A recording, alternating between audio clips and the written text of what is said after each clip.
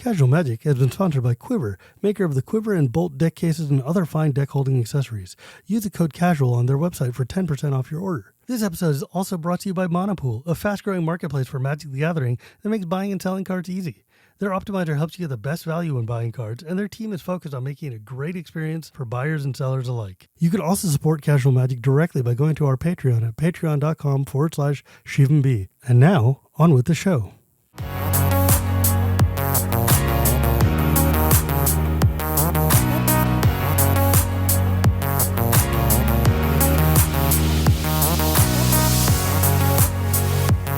Hello and welcome to Casual Magic, the show where we talk about the fun side of Magic the Gathering.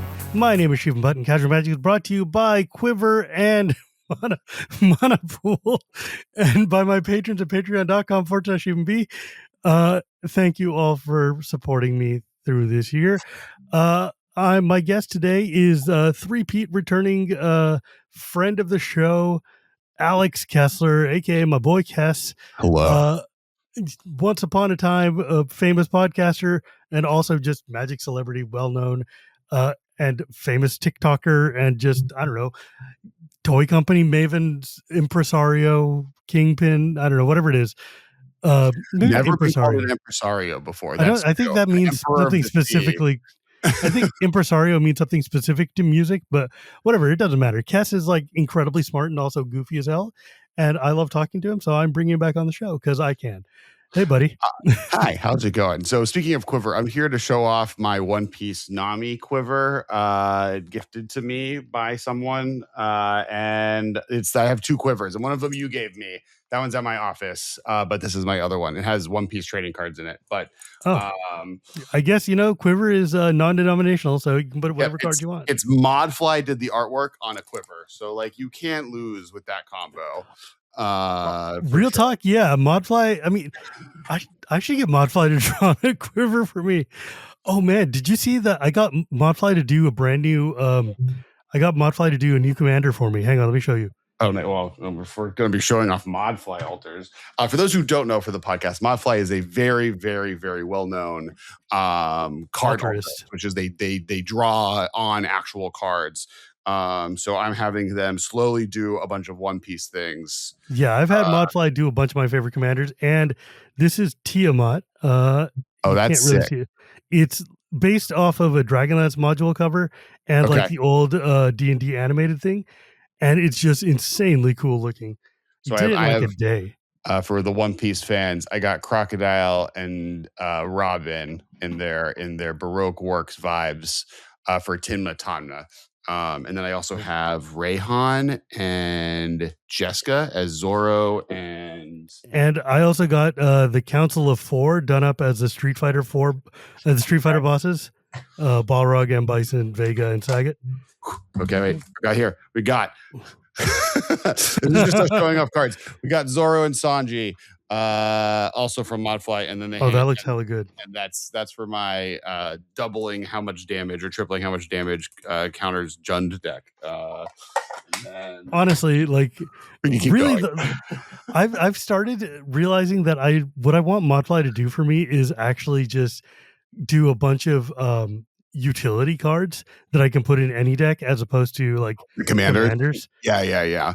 Because like then it's just like I can show it off. Because I have I have a bunch of these partner cards. What's cool is I have a bunch of partner ones done, and so they can like intermix and match depending on which one I want if I ever want to build something out. But yeah, so everyone check out Modfly and also check out Quiver, official sponsor of the show.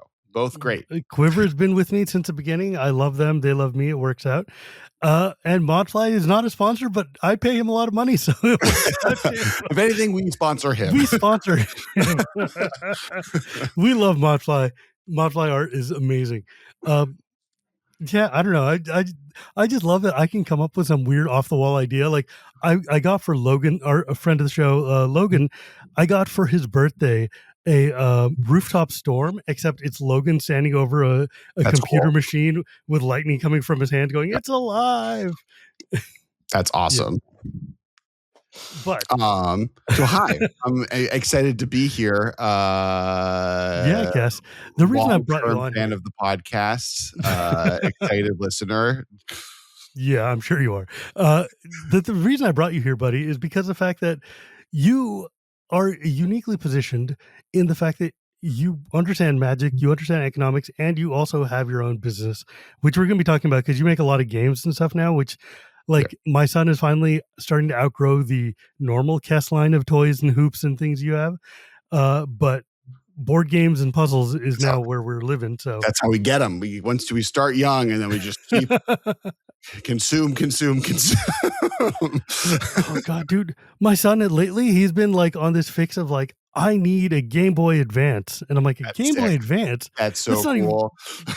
like I'm like, dude, that's 25 years ago. That was still a dorky piece of equipment, man. Like I'm the no, dream. The not dream. even an SP, the old Advance, the one that had no backlight, that was just a weird long Yeah. one. No. I understand what he wants, and I also want one.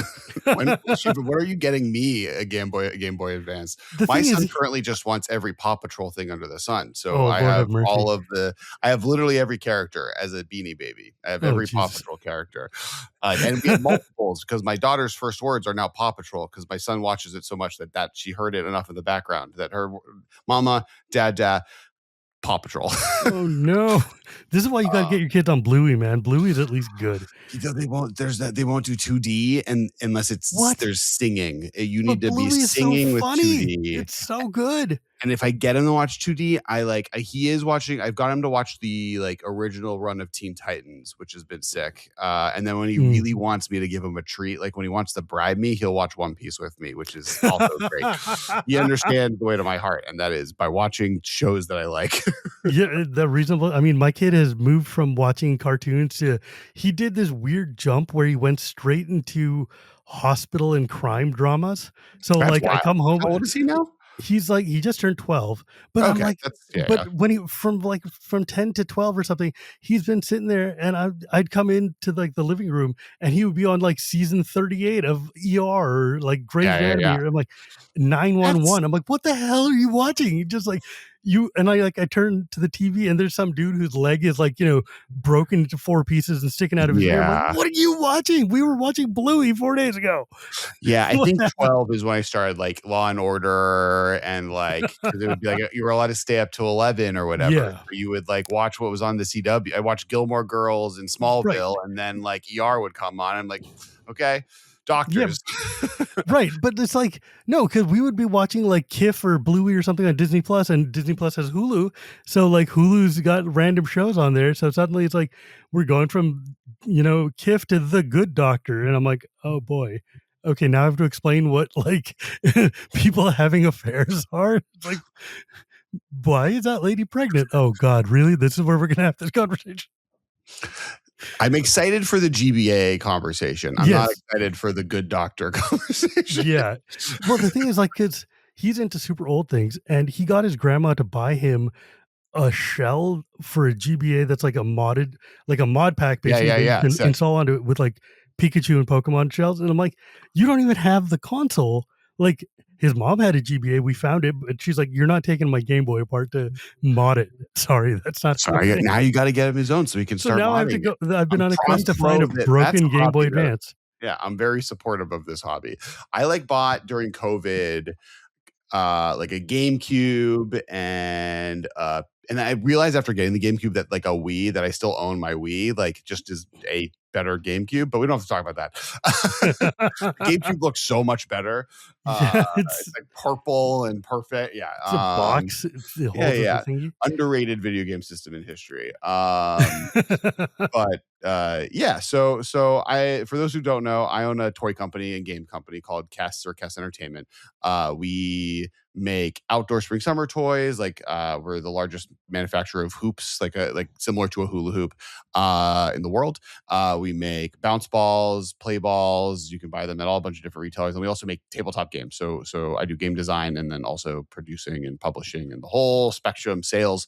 And so we do mostly stuff that is licensed. We have a few non-licensed games. My first Kickstarter ever wasn't licensed, but we've been mostly focused on licensed stuff recently. And that's like anime and video games. So we do Sonic the Hedgehog. We did a game called Sonic Roll. You did Street Fighter. And Sonic Speedball. We did a Street Fighter game. We've done a Mega Man game, a Contra game, and then I will say this: it was Street Fighter 4 is my favorite Street Fighter, but like that seems like a weird license to get in the world of Street Fighter 6 existing. I don't know if I can go through all the trials and tribulations of some of the different games we've launched. We'll touch. I think I can touch upon a little bit. We can get into that. Yep. But then we have anime games as well. So we did a One Piece game called Luffy's Bento Panic last year. That's like our number one selling game of all time. I'm obsessed with One Piece. We could talk about One Piece as an entire podcast episode. We can evangelize you and your listeners. I will literally never talk to you about One Piece, Cass. I know better. Come on. Well, we're about to talk about it because that's the game. Yeah, well, that's different. Or in 6 weeks. Or when is this podcast airing? Let's say March the 4th. End of February. Cool. Okay. Yeah. So like in literally a week, the Kickstarter launches. And then we did a Spy X Family. We've done two Spy X Family games. A new one just came out called Search for Seasons, and then we did a Hunter x Hunter game, which we launched last year. So anime, video games, trivia, movie trivia, games, all over the place. Yeah, and that feels like a pandemic thing. Like you shifted from just doing toys to doing puzzles, and then doing board games, and now like full stream ahead with this. Yeah, it was always kind of my dream. I mean, I started Kess. Literally, the path of me starting this company was I wanted to work at Wizards of the Coast.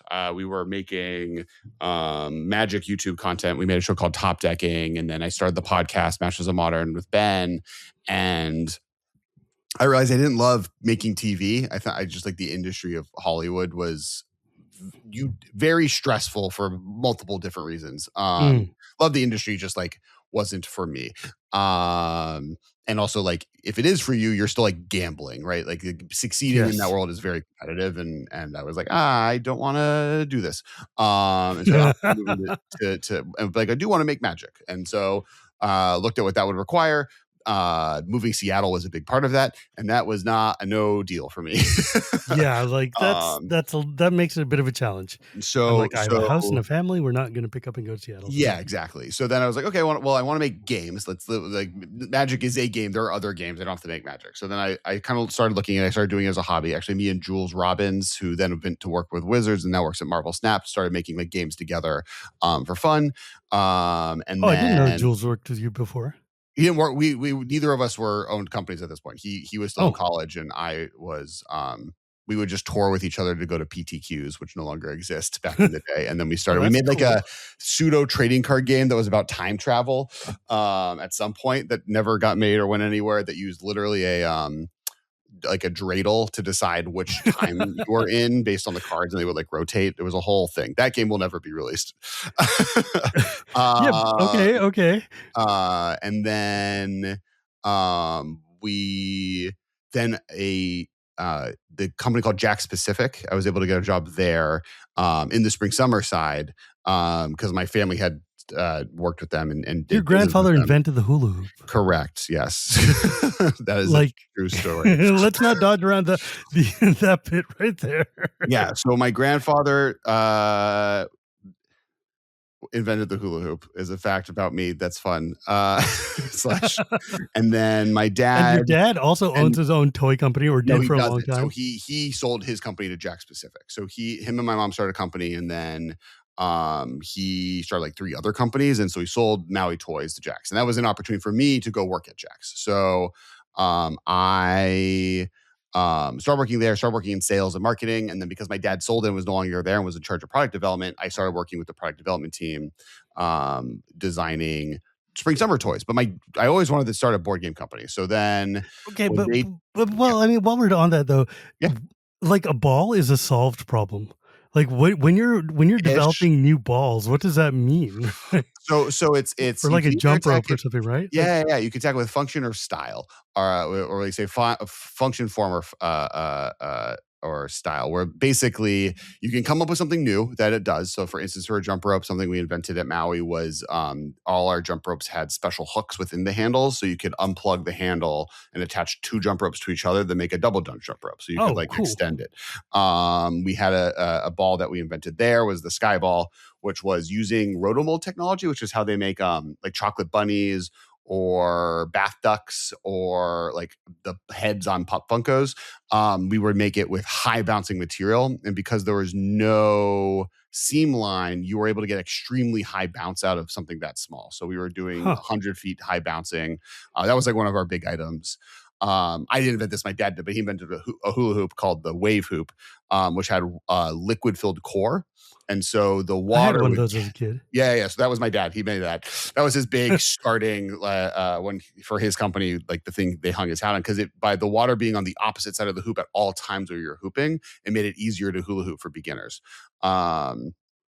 So like you can reinvent stuff. And, you know, for Cass, our big ones have historically, we did the drop dot ball, which was taking like the idea of taking really fun textures, which was like popular. Those. Yeah. Those, and that was like popular in the fidgety world or the stress world, but not done in like a active play setting. So we brought that to active play. For the ice hoop, the big thing was we came up with because a lot of hoops at that point have holographic film around them, but we were able to come up with this opalescent holographic film that lets you shine light through it. And so we could do a really pretty light up hoop where the whole tube lit up underneath that film. And you had like balls that smell like. Yeah. So that's right now our big thing is we just have candy scented balls. They're really cool.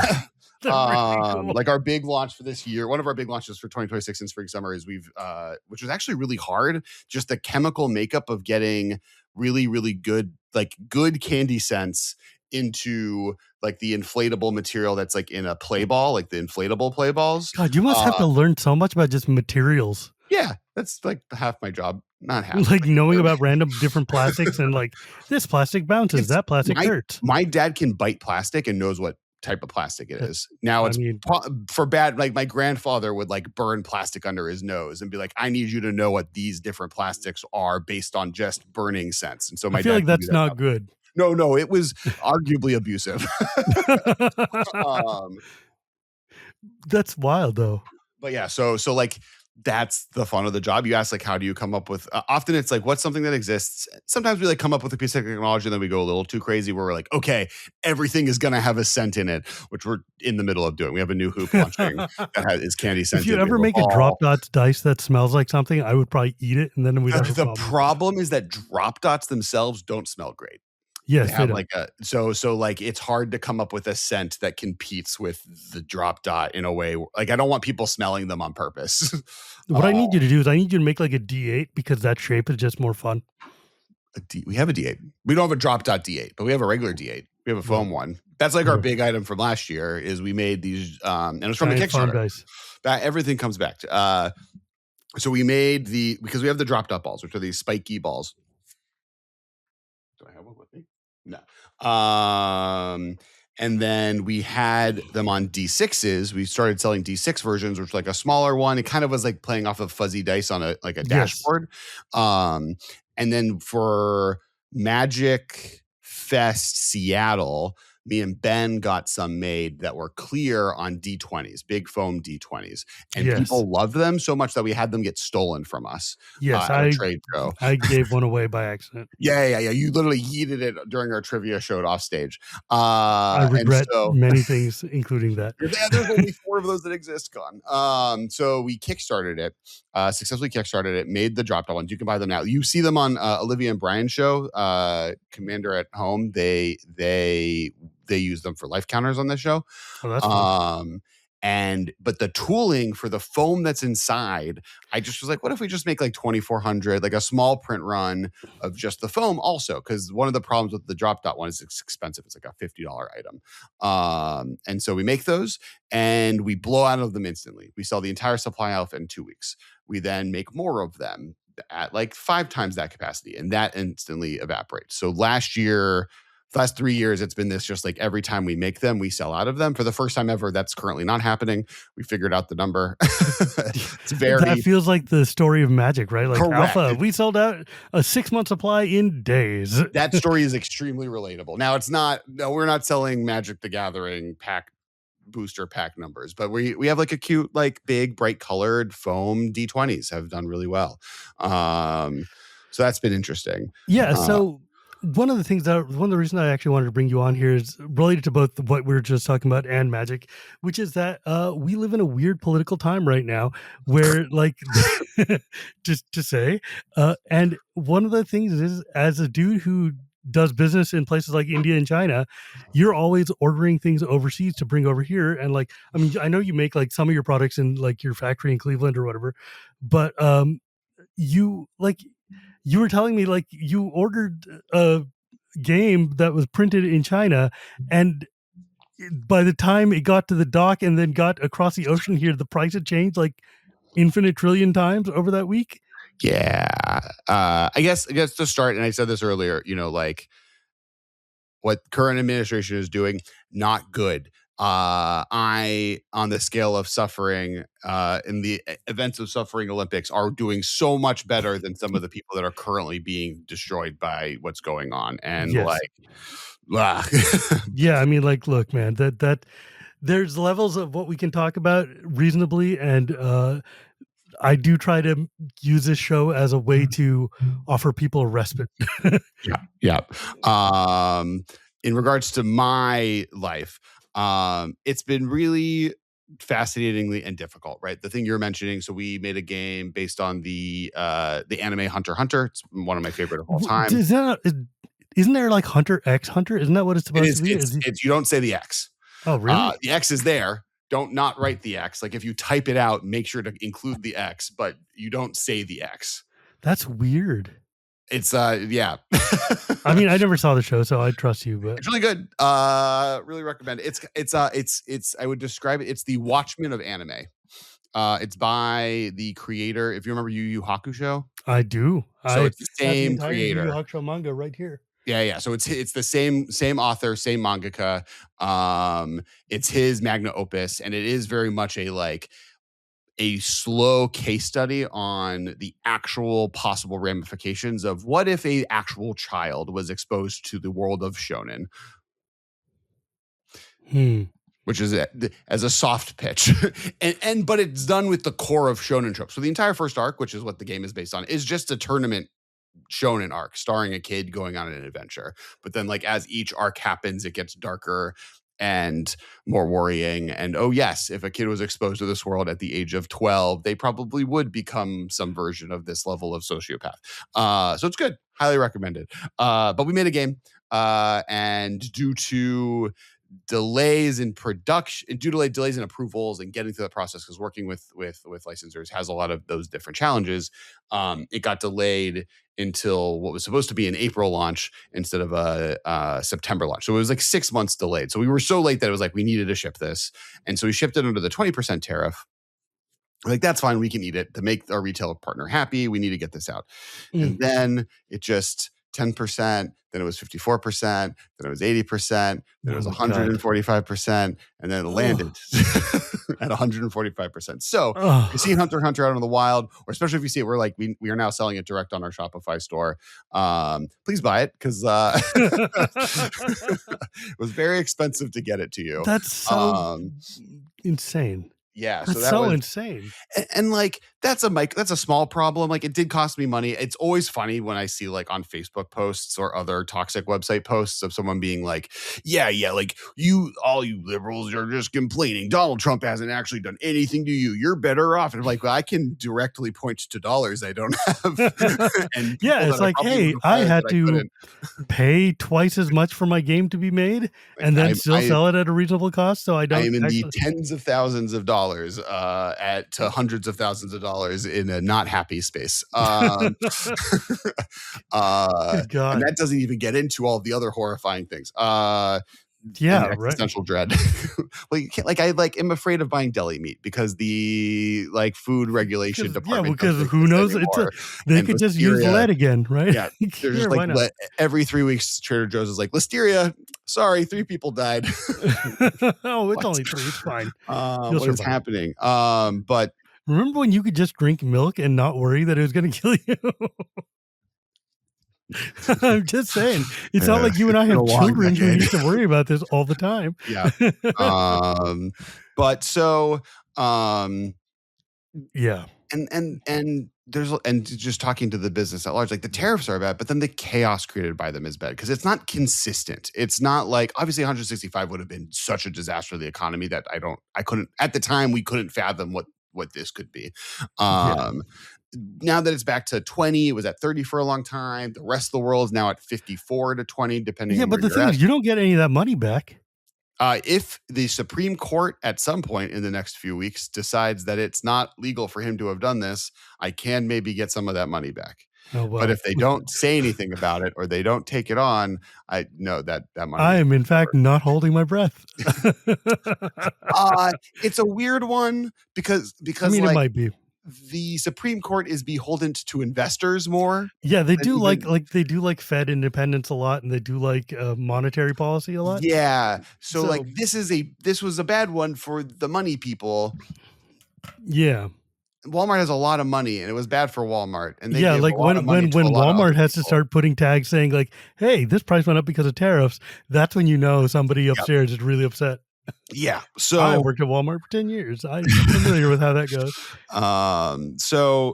But really it's the chaos of the situation, right? Like it's the fact that, I mean, this is the other kind of, for those who don't know, secret behind window doors of this podcast. We recorded an entire 10 minutes, and then we realized that my internet connection was really bad, and we had to all restart all of our computers. So there's like a version of this podcast that we're repeating, and that's where the Hunter x Hunter story was. The other story I said is I had a product. We developed the technology to make it in China originally, and we pitched it to buyers. They really liked it, and then the tariffs happened, and the word from those buying teams was you are not allowed to make this product in China anymore. We are not accepting any submissions in China.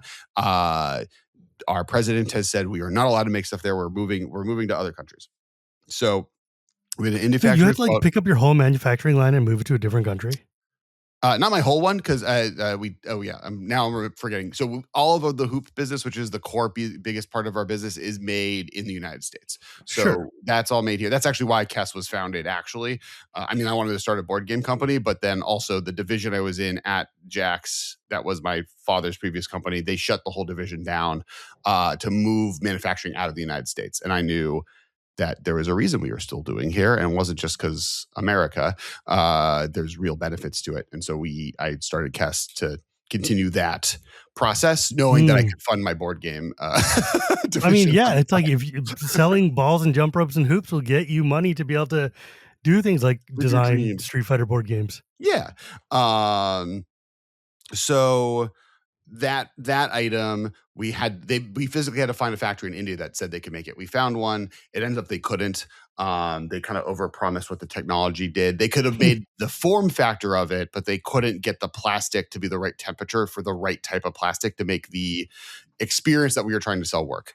And so literally today, they canceled it. It was set in a month and a half, and we can't make it, and we weren't going to be able to get it to them in time. It was too different from what the buyer had originally seen, so just that order is gone. Oh no! My year. And so like it's chaotic, right? There's at every angle something is changing. Some parts of our line are doing okay, like the hoop business is made here. So our ball business, because we do a majority of the labor, like we inflate and build out the products here in the United States, so that's not being as hurt by tariffs. The part that we bring in from China is actually pretty insignificant, not insignificant, but it's a much smaller portion of the cost. Some stuff we're looking at Mexico, we move stuff to India a little bit, but India is now at 54%, China's at 20%, so it's actually better. And that was kind of one of the other things. It was like, okay, you want us out of China, fine. And then it was like, okay, you want us out of everywhere, but you can't all be in the US. There's not enough manufacturing here. Right. The materials have to come from somewhere. Well, not even materials, the tooling. My uncle still runs my grandfather's plastics factory from the 20s. And he had invested in a very expensive machine to do more manufacturing in the United States that was stuck in China pre-tariff. And he couldn't get it here. He couldn't make more product in the United States because the machinery to make product here comes from somewhere else. Can you explain to the people what tooling means? Oh, so tooling, everything's made out of tooling. So all tooling is the term for the molds or die cuts or whatever piece of machinery that you make custom for a specific type of product, and then whatever the material is made of gets shot into it and then cools. For hoops, for instance, a tool would be on a die. So like if you remember plastic, like Play-Doh extrusion, and you have like the spaghetti. I like to think of like pasta extrusion, right? Yes. Like when you're shooting spaghetti out and it comes out, like you've got the raw dough goes into the thing, and then there's a little piece of metal that's got the shapes that you pushes out. That's the tooling. That's the tooling for extrusion. For injection molding, think of like when you do Play-Doh, when you take two pieces of plastic and smush it together with the Play-Doh in, and it comes out like shaped like a teddy bear. Yes. That's the majority of things in the world are made with injection molded tooling, where you take two big, and when it's like the size of my apartment. It's like big iron hunks, giant iron blocks where they carve out little parts of what the plastic is, and then giant machines smush it together at high pressure, shoot really, really hot plastic into it, and then once it cools just enough to solidify, they open it up and it drops out, and they do it again and again and again. It's fun to watch. Yeah. And I mean, mildly terrifying for your fingers if you imagine. Yeah, right. But I mean, it's like this magic printing is a lot the similar way, right? Like they shoot it in and then it goes clunked and it gets cut into shape. Well, 3D printing or magic printing? Well, I mean, 3D printing is different. That's like shoots and lines. 3D printing is kind of how a hula hoop is made with a printer combined, and it somehow makes it, any statue you could ever want. Yes. Man, because it's just wild to me how much you have to know about like so many disparate parts of industry and economics to make all this stuff work. And then like having to find factories in Vietnam or in India or wherever that can do a thing. Like do they have a book that just like Ye Old Factory Guide? I mean, I'm sure there's probably some. There's so there's a website called Alibaba for China typically. It's not the best. Well, it's not the worst. It is a great starting point. It's just often the costing that's there is 6 steps away from where you're going, or there's a trading company in between. So there's this group called trading companies. They'll manage like 30 factories and they'll pretend to be a factory, but you're actually dealing with a company that's managing other factories. Right. That's often like if you wanted to make a product right now, you would probably end up going to something like Alibaba. Through that, you would search, I want to make headphones, and then you'd put headphones in. 60 factories will populate like Amazon. You'd pick one that looks kind of like what you're doing. You send them a message, or you send a few of them messages. They'll send messages back. You'll ask how much would this cost, and then they'll get into like the actual details of like how many do you want to buy. Yeah, it's like how many pieces do you want? We sell by the crate. Correct. Yeah, we're selling in units of 1,000. Are you paying freight? Do you need us to book the freight? Where are you? Blah blah blah blah blah. And then sometimes I'm like, well, we don't have the specific testing reports to ship to the United States. We have the testing reports to ship to Mexico or to ship to Europe. So you have to pay for those testing reports, and that's going to cost you somewhere between $3,000 and $6,000. But you need a person who knows how to do that. Blah blah blah blah blah. Lots of complexity. So let's let's pivot for a second, because one of the other things that you've done over the past year, 3 years, 5 years, I don't know, whatever the time has been, is that it feels like you have shifted all of your content from doing podcasts and Twitters and whatever into doing like TikTok. And like video form content. Yeah, short form video content. Like that's something that I know like people have told me I need to do for even you've told me so many infinite times. Yelled at you about it. So me like Zebex was there early, Joe Johnson. Yeah.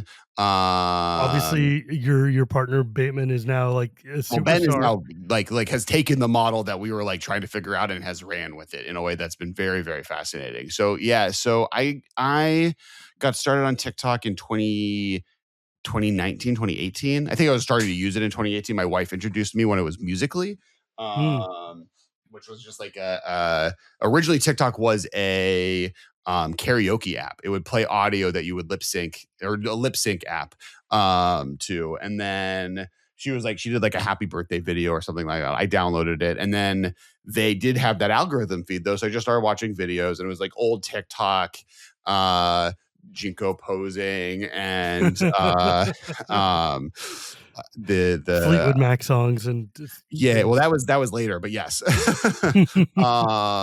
No, we're in the like the Tracer, I don't want to be Widowmaker. Fine, I'll be Widowmaker.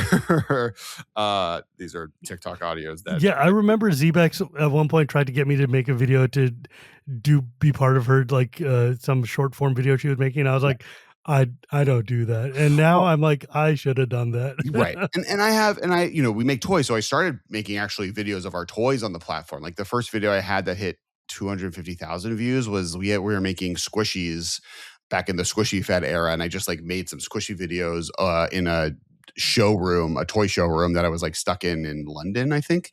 And then I quickly found out that if I just talk about Magic the Gathering on TikTok, like people would recognize me from the podcast or game nights or your show, any shows I've been on. And started doing Magic content there. And it was always like this weird game where like Magic content will always do consistently good for me, but never blow the up. Sorry, can I swear? No, don't. Cool. We'll never blow up. But the other content I want to talk about, anime, Final Fantasy, Animal Crossing at the time, whatever. Those are the videos that would get like 10 views. But then once in a while, one of those views would get 1 million views. They would pop off way bigger. And like there's a few, like one big one was I did a whole rant on gaming chairs being bad. I remember that. And didn't you get a chair from a company?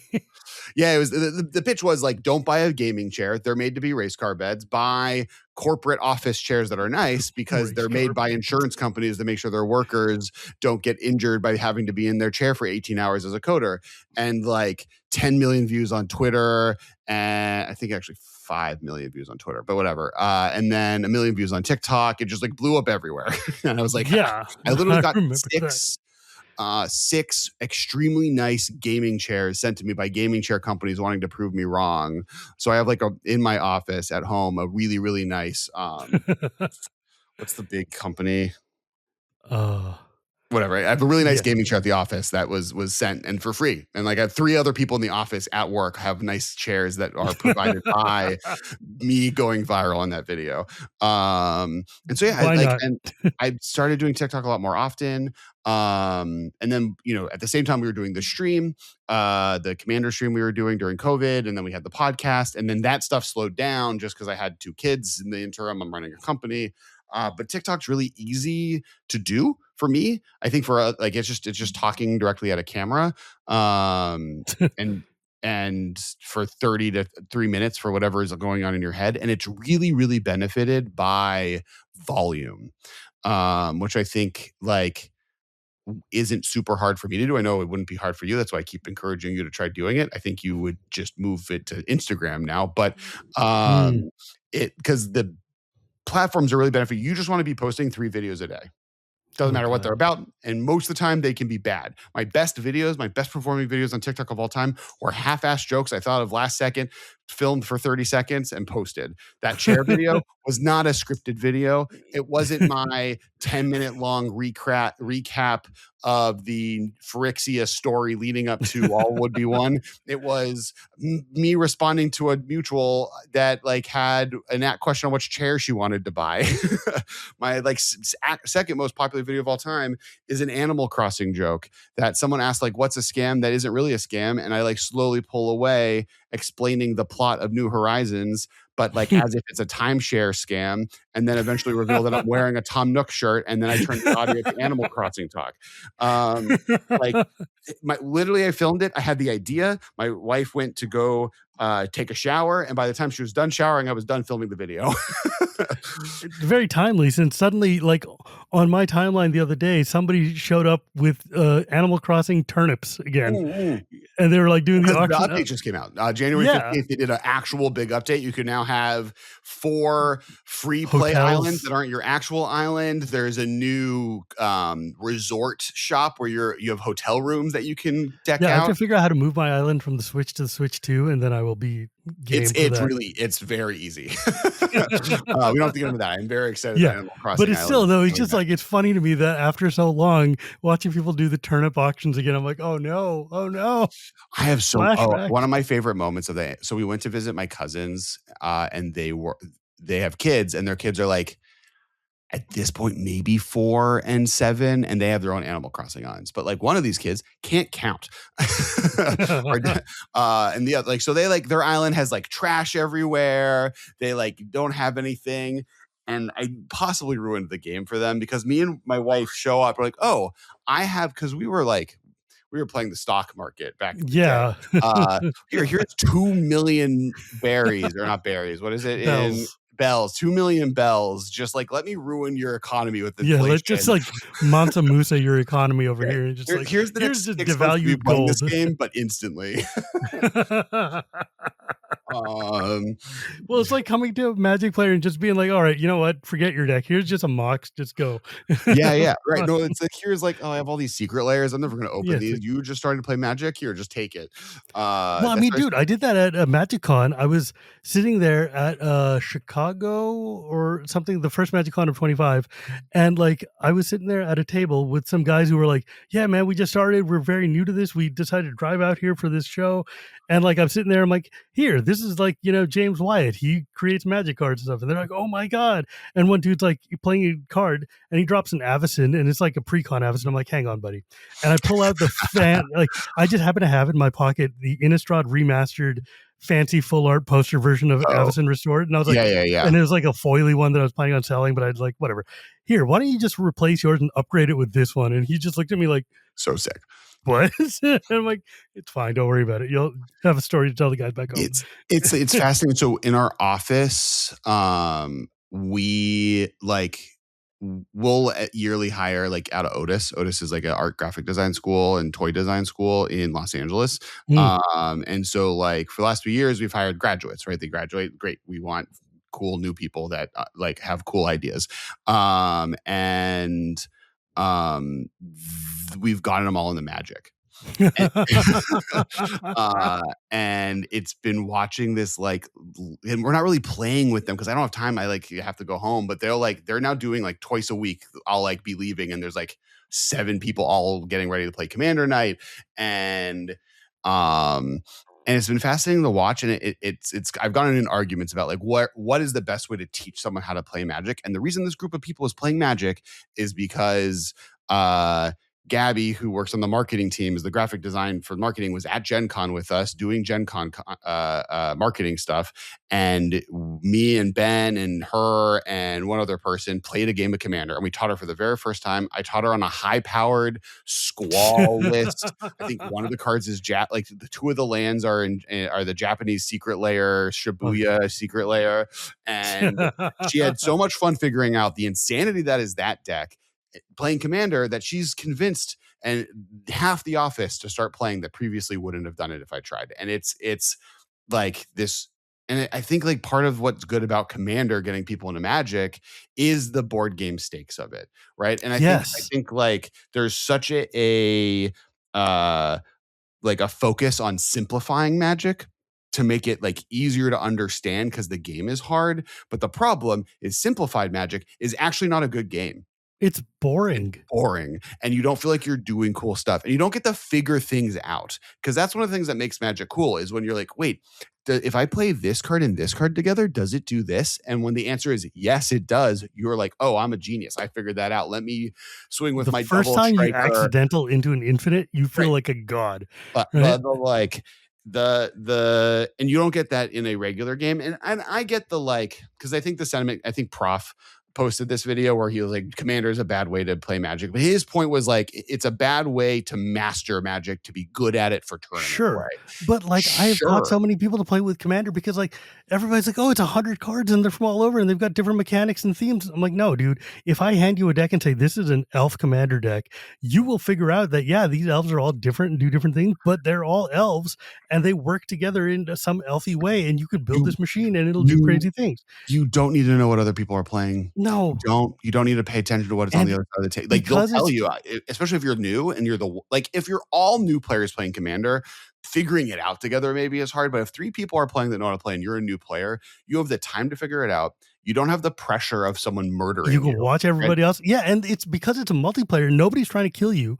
Right. You're all going, and people are more willing to help you because there's no stakes on the table. Who cares? Right? So it's like, You have fine, 40 just health to figure it out. You get to see a bunch of cool yeah. cards. Here, Someone's like, gonna no, do take something that back and do insane. it this way instead. Let me, like, it'll work better. It'll be cool. You know? Yeah, and people forget like what it's like or what it was like learning a new video game when you were a kid or playing a new board game. For the first whatever times, your brain doesn't like your brain is good at self filtering all of this information to make it so you are paying attention to things you need to pay attention to when things that are happening are cool, and that's going to be more fun than I like am playing really boring cards one by one, and my opponent is like attacking me and I don't know how to stop it, but I can't ask for the help because they can't look at my hand. Like, yeah, Commander's great for that. Yes. So speaking of game design, I guess. Yeah. And So, putting new like, we should players to actually this talk stuff. about the thing that you wanted to come on for, anyways. You designed a new game, or somebody on your crew designed a new game, and you were going to kickstart it. Yeah, I designed it. So this is I've led the design of our. I think we have 15 games in the line, and I've been the design lead on 3 of them, maybe 4. And this is the 4th one. And it's I've been working on it for 2 years. It's based on One Piece, which is the greatest story currently being told in the world at this moment. And I don't think it's close. And you know, you can talk when your story is outselling Superman comics since 1930. But it's if you haven't read or watched One Piece, it is very fun for that as well. We've done a lot of work to make sure it's good for people that are fans of the property and aren't. But it's a 1 to 4 player campaign game. It's cooperative, so you're playing 1 to 4 players.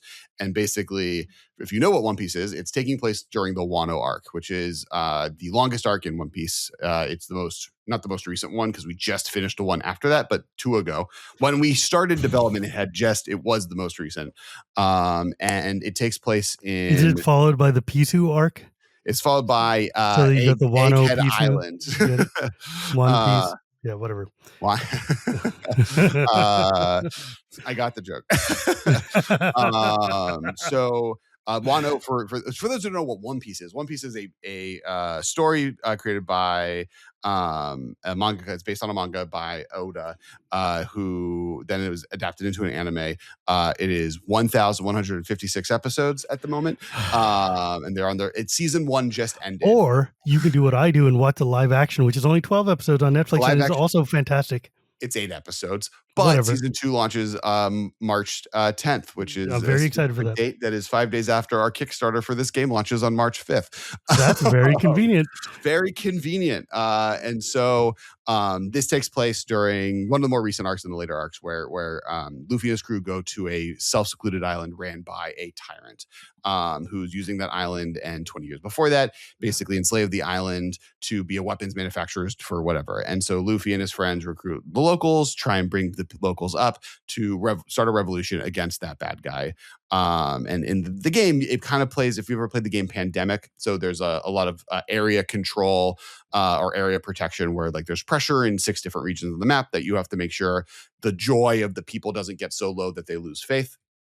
While gathering a crew. So each player starts with 2 crew members, 1 captain, 1 crew, and then you can get up to 3 crew members to get strong enough to defeat Kaido, the big bad guy. It comes with a big purple dice tower that's shaped like a skull. That's the skull island that Kaido it comes from, that you roll dice in. That's where the bad guys are. People have described it as Pandemic meets a JRPG because you have like 4 players cool. You're controlling. As you is it a cooperative game? It is cooperative. So each player plays up to 4 players. So there's a total of 16 characters eventually by the end of the game. But you're all working together to defeat Kaido. So it's cooperative. It can be split up. So like the shortest game we've played is under 3 hours. And that's with people that have played before and with the designers that know how to play. But it's built in a 3-act structure because the original story is a 3-act structure. So Act 1 ends in this big prison escape, and there's a big boss fight, and you can very easily, once that act is done, put it away and then bring it out for the next act. And there's ways to pack the components up. Act 2 takes place in the remainder of preparing for this big raid in Onigashima, which is the giant skull island that you fight the final boss on. And then Act 3 is doing that raid, which is like a boss raid against the final boss. And you can split Act 2 and Act 3. My recommendation is to do Act 1 and then do Act 2 and 3 together. Just the Act 2 is the shortest of Act 2 and 3 are shorter than Act 1. they're just, once you're in act 2, you're like powerful. So like boss shows up, it's not like here's 3 turns of us trying to fight it. It's which one of us can take this down quickly so we can keep going. And it's been a project of love. I love this story. I love this arc. This is the arc I caught up to One Piece in. Episode 1022. That's such a big number. It's the episode. So Luffy, spoilers, Luffy does fight Kaido in the story. Surprising no one. Luffy's the main character. Luffy punches Kaido so hard that the song from the original anime intro starts playing. And that's when I caught up. So what was it like? So I'm going to ask you a weird question here, which is like, what is it like when you come up with the idea for a game and you're like, I want to make a One Piece game? You have to go to the One Piece company and ask them, like, how hard is it to get a Japanese company to work with you on something like this? You had to make a bunch of anime games now. Yeah, so it's kind of like a video game where there's like levels. So we started our very first video game license was Contra. Where Konami will license to like anybody. Well, it's an easier. It's not like a supported IP, right? Like hasn't been a new Contra game in a long time. We were actually there was one recently. Just recently they came out. Just like last month or something. Yeah. We partnered with another game studio who wanted to do a Contra game, and we wanted to start developing licensing relationships. That company relationship was a little bit of a disaster. Yes, I remember this that point. Story. We are still delivering on their pre-order campaign for the Contra game they made versus the retail version that we've been selling. But we did Contra. That was fun. We then leveled up to Mega Man, which was really cool, which with Mega Man came Street Fighter. So we did that together with Capcom. We then started doing anime puzzles. So we did Jujutsu Kaisen and Haiku puzzles. And then that worked well. And so then we did I've got a couple of those. Yeah. And then we did a Spy X Family game, which was the first anime game we did. And then from that world, we had been trying to work with Toei for years. And then eventually they were like, yes, we have a window. We're excited to do this. The TCG is doing really well. The only stipulation is you can't use cards and there can't be any TCG-like qualities of the games you're making. So no rarity, no super packs or, and literally no, there is not a 2.5 by 3.5 card in any game that we make with them. And Bento Panic, which was the first One Piece game we did, basically we pitched them on 2 games. We said we're going to do a party game and we're going to do a big box. We want to do a big box, like a strategy game. And they're like, great. And here's your assigned approver. And he's a big, gamer himself. Like he loves board games, which was really, really fun to collaborate with. So we did Bento Panic first. I worked with we had a game designer do the big project. I was the big kind of consultant on like the One Piece side of it. And then we had an artist do all the illustrations for the food that's in the game. And that's like a big party game. The point of that was we want something that if you were to play at a convention, people are like, what's going on there? Why are people shouting? And it's meant to evoke the like feast at the end of an arc where everyone's like having a great time but also stealing food. Luffy's actually the bad guy. You don't play as Luffy. He shows up and steals all of your food if you get too many meats in front of you without eating them. And then while that's been happening, I was doing game development on Dawn of Liberation, which is the game that is kickstarting March 5th. And that one from the beginning, we pitched them 3 different possible options for the big one game. There was one based on the Alabasta arc that was like a more social deduction-y where you were, it was like there was a bunch of tiles in play and you're trying to find a bomb that was there and then the characters that can defeat the bomb. And then we pitched more of a generic like Pirates on the Open Sea game, and then we pitched the Wano one, and then that one was the one that they were the most excited by.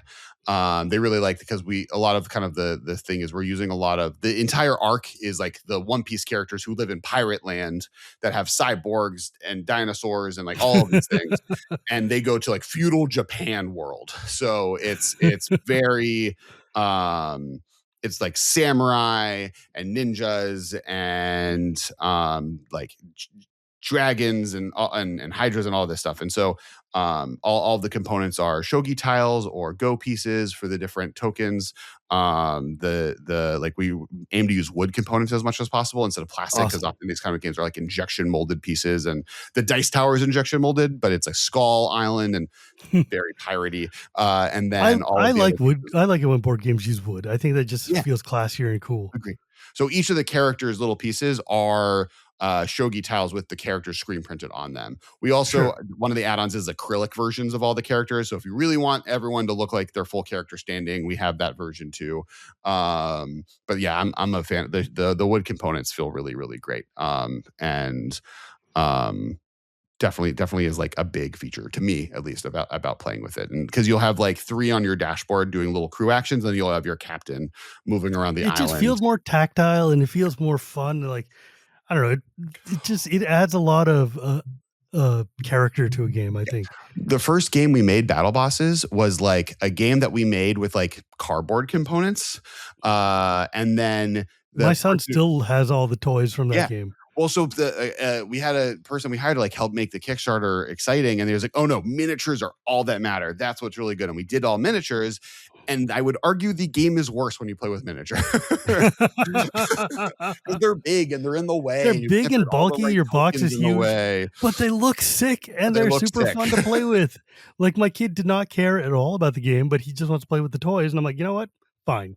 That was the pitch. So I'm glad the toy side is also working. But yeah, so we got lucky. It's a pre-order campaign. Like, we were making this game no matter what. Toei was very, very gracious in letting us do it through a Kickstarter program, because it is it's like $100 plus add-ons, like much more of like a collector. Kickstarter board games are a thing, have been a big thing for a while now, and they always end up being expensive, and they're always usually worth it. Like, I have backed a lot of board games on Kickstarter because that is my wife and I's shared hobby.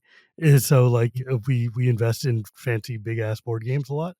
And I just like having the big box full of stuff show up. It's fun. It shows up one day and you're like, oh, so excited. It's like a little gift for yourself later. Yeah, you're like, oh, I forgot I did this. And then it's cool. My problem is my Kickstarter account is the company's Kickstarter account. That is awkward. Because my PayPal account is also because when I started the company my phone number, I get calls from like the trucker at Party City is gone now, but when Party City was around, it was really bad. They were, for whatever reason, really bad at this, or my phone number was somewhere on their database. I would get calls from the trucker being like, oh, your box never showed up. And I'm like, that's cool. I'm not the trucking company, but my phone number was used like in day one for the company's sign up paperwork on Google or something. So now I get calls from logistics people looking for a warehouse delivery company. That's my Kickstarter. Their Kickstarter account is that. So like, but because of that, I am really bad at filling out backer kits. I'm really bad at making sure I submit where my address is for Kickstarters that I back, because the email notifications don't go to me. So make sure you do that. I recommend, make sure to check out whatever post Kickstarter backer kit, or Kickstarter now has their own feature if you donate to any Kickstarter, because that's where you actually give them your address and make sure they can get you the product you bought. I had to reach out to Brandon Sanderson's team begging to send the miniatures for the RPG campaign they did, because I forgot to fill it out in the deadline I passed. I was like, I'm sorry, please. It's wild. When I went to Sanderson's HQ in December, because I'm a beta reader for him and we're friends and stuff. And so he was having a beta reader dinner before his Dragonsteel convention. And before that, he was like, hey, if you show up early, you'll get a tour of Dragonsteel, his actual company. Yeah. And first off, I've never seen an author before who's got a full ass warehouse attached to a giant office building for his company. Most authors live at rooms like this one, a small little gray box. But he's Brandon Sanderson, so he's got the whole planet worth of things. And first off, his warehouse was wild, because it's just it's like going to a Costco where every shelf is just Brandon Sanderson books or board games or shirts. Right. But in his office, though, he was there were 2 or 3 full cubes and a whole set of commander decks, and then swords and things. And I'm like, I guess when you're Brandon Sanderson, you can get away with just company cubes. Yeah. It was so sick. You should make a Mistborn game. That would be cool. It exists already. Yes, they definitely do. Many of them do. I've played it. I own it. It's right there. Yeah. There's also there's also Stormlight Archive games, and he is working the licenses wherever he can. And why not, man? It's popular. Go for it. I don't think there's like a white sand. I think if I wanted a deep cut and go with a white sand or Elantris. Yeah, I think there is an Elantris game. Warbreaker would be cool. Warbreaker, there isn't a game. Yumi and the Nightmare Painter, any of those would be also interesting. Actually, a Sunlit Man game would be sick. Sunlit Man was such a good book. That game, that book is made to be a game because it's just like slowly the sun is chasing you. Dude, that world is so cool. Yeah, for those who don't know, Brandon Sanderson is the most successful Kickstarter of all time, and like the most prolific fantasy author of the modern generation. Correct, but on the Kickstarter he did 5 secret books during COVID. He just wrote 5 extra books on top. He's the only guy I've ever seen who writes books when he's tired of writing books. Right, and so one of them is called Sunlit Man, and it's about a character who we've known from one of his other books. It's, I think, the only one that had a character from one of those books as the lead, but he's on a planet where the planet is super, super close to basically a sun that's burning whatever face of the planet it's touching, melting anything that's there. Yeah. But it's moving, and so the planet is moving just slow enough that you can keep ahead. And everybody lives on these mobile ships that kind of float. So it's like Mad Max. It's very Mad Max. It's a cool world. Yeah. That is the thing. Sanderson spits out worlds like you wouldn't. Also, if you guys want to go back all the way to episode 46, which is not on YouTube, but it's audio only. I mean, I'll get it on YouTube eventually, where I sat and I talked to Sanderson in the end of 2020. And I'm going to try to have him back on the show again because I invited him when I was hanging out with him and he was like, yeah, sure, I'd love to do it. So awesome. He wants to come back and talk to me about his least favorite mechanics in Magic. And I'm like, I'm here to talk about the least favorite mechanics in Magic, man. Whatever you want. What is my least favorite mechanic in Magic? I guess we did a Magic thing. We talked about Modfly. Yeah. But yeah. What is your least favorite Magic mechanic? Least favorite honestly, I have a genre of Magic mechanic I don't like, and that is the battle cry genre of Magic mechanics. It's all of the like training, or like when you attack with this creature, one other creature gets a +1/+1 counter, maybe if you hit, like all the like very limited focus fiddled combat. All creatures get +1/+1 if this creature attacks in a specific way, all of that. Because and it's not because they're bad. It's I can't keep track of them. If someone says this card has training or whatever other mechanic, encore, encore is not that. But yeah, my least favorite, anything that is technically flashback. Least favorite mechanic, anything that is kind of training. Sure, I'll give you that. My least favorite is Mind Grind, or whatever the Dimir mechanic was, where it's like I attack you and then you mill until you hit 4 lands. That's your least favorite? Yeah, because I always get like obliterated by those stupid things. Well, but in essence, because that mechanic never became a mechanic, the 4 cards that on it, the 2 that are actually playable in any tournament structure are only playable when they target yourself. Yeah, fair. Let's see. Actually, what would be my least favorite? You know what? I don't know. Like, listen to Shivam Wheel of Magic. You will find we talk about whatever mechanic there is, all of them. There are some mechanics that just suck, but like I don't like spell-based ones mainly because I'm just not a spell guy. Whatever, I don't want to think about that. Back to the Kickstarter that I'm launching and would really like. So everyone, if you could please check it out, it is available for pre-signs. If you pre-sign up, depending on when this episode came up, you get that. This will be out on February 24th. Speaking of Game Boy Advances, the Dice Tower, the standard one, opaque purple. If you pre-ordered ahead of time or back on day one, it's Game Boy clear purple. Ooh, fancy pants. Yeah. So when does it go live? The 4th of March? March 4th. Yeah. So that's like a week after the show comes out. Yeah, perfect. Okay, so in 1 week, countdown, set your calendars. Oh man. And I'll be doing a lot of content creation in regards to this. Yeah. And I guess back to, one of your questions was like on the TikTok world. One thing I would say is regardless with what happens with Peter Thiel tomorrow on TikTok has already kind of died. And it has over the last year, partially because TikTok has now become much more of a like almost a QVC experience. Like there's a lot more shopping networks. The algorithm is pushing content creators that are of smaller quality a little bit less, not quality, smaller size. And the niches you find yourself in get really stilted. Like there are creators that I follow that I want to see that I don't see. By following someone, you see them less almost.